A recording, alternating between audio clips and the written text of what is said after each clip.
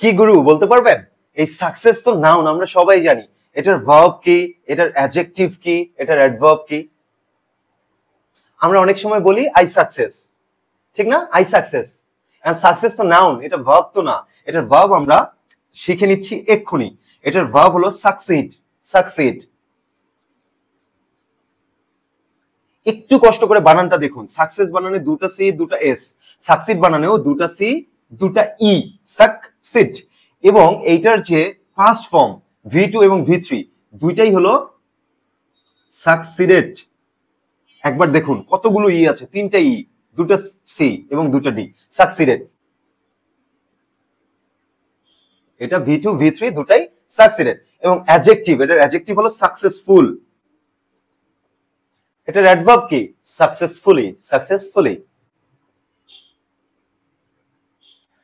ঠিক আছে, তাহলে নাউন হলো সাকসেস, ভার্বটা একদম ডিফারেন্ট, সাকসিড। আর এটার V2 V3 সাকসিডেড। অ্যাডজেক্টিভ হলো সাকসেসফুল, অ্যাডভার্ব হলো সাকসেসফুলি। এবং ভার্বের ক্ষেত্রে আমাদের সাকসিড বানানটা একটু মনে রাখতে হবে, কারণ এটা অনেক সময়ই আসে। তাহলে আমি এক্সাম্পল হিসেবে দিতে পারি, he succeeded in his final exam. আশা করি বুঝতে পেরেছেন। This is all for today. আর কি কি ভিডিও চান আমাকে কমেন্ট করে জানিয়ে দিন। আল্লাহ হাফেজ।